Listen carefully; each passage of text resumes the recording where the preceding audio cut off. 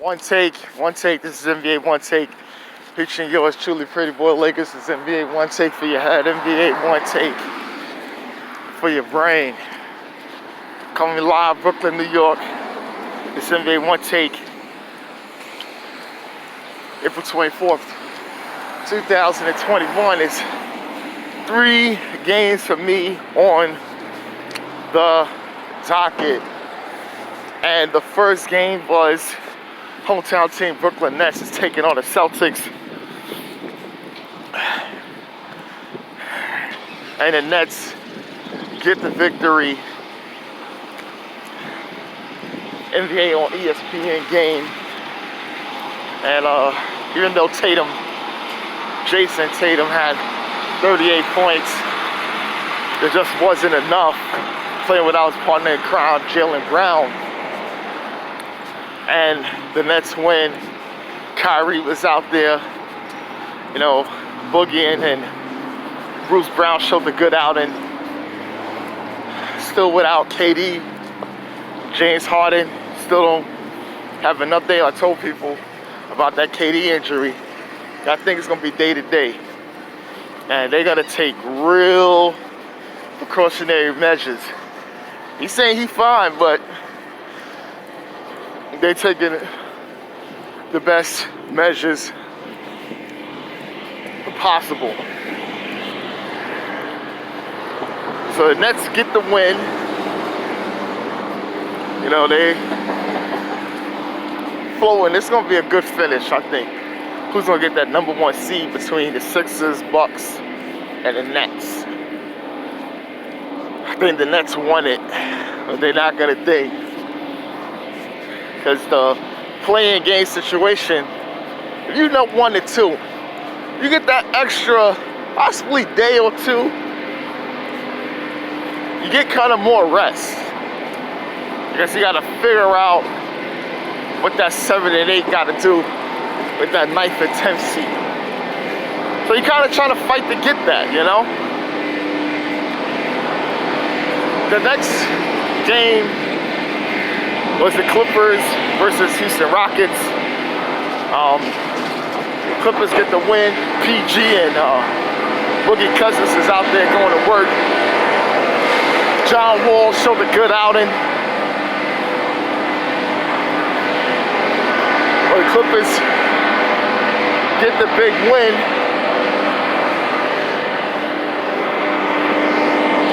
Trying to hold on. Trying to move up to get that 2 seed in the West. We're going to see where that's going to take them. We got to see how far the Clippers is going to go. Clippers looking good. And people are not really talking too much about them because it's about the Nets, it's about the Lakers.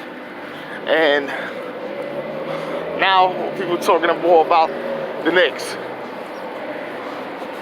And Clippers is going under the radar. I think they like that because it was a big target on the back last year. But they're going more under the radar this year. People trying to put them out there, but national media doesn't want to talk about them as much. So they like that. I think they enjoy that. And the last game was Washington Wizards versus Oklahoma City Thunder. This game about Russ and Brad Beal. Russell Westbrook and Bradley Beal. 2 guys is just a dynamic twosome. At the start of the season, they went crazy. I mean, they had a COVID issue and had to cancel some games. They just didn't have enough. It was insane. Because as I was saying this, they beat Oklahoma City Thunder. With the young team out there playing like Lou Dort, Darius Baisley, those guys. But Russ and Brad Beal, they won 7 in a row. At the 10th spot, because they was last. At the 10th spot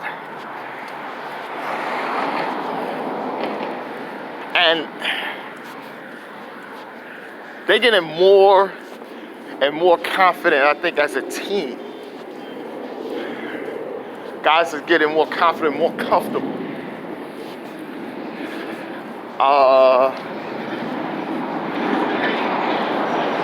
I don't want to be in a spot where I have to play these two guys in a play-in situation.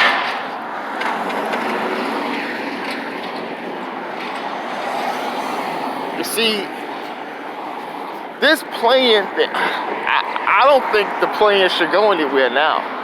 I was never a fan of it. Ever.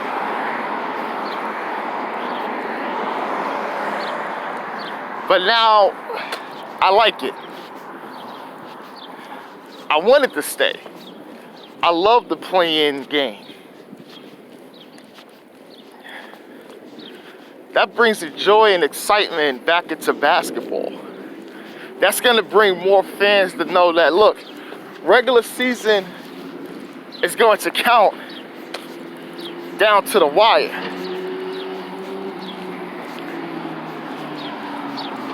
Yeah, you probably think you're gonna have some tanking teams, but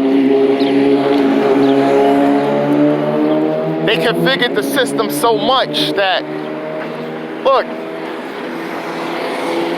they're tanking the what? You get another pick, it may not happen.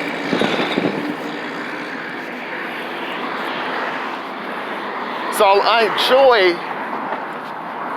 seeing this playing game. And teams there fighting, battling to try to get in, because all it takes is for you to beat the 8th or 7th seed twice. Then you win the playoffs.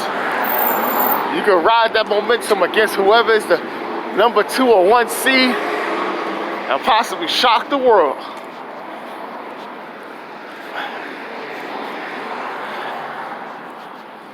For Russ and Brad Beal, that team, that Washington Wizards team, they looking scary. And I think if it comes down to a playing situation, I don't think you want to see these guys, because that punch can take out anyone with the components around them also elevating their play. But this is NBA One Take. This is it, Pretty Boy Laker, and I'm out.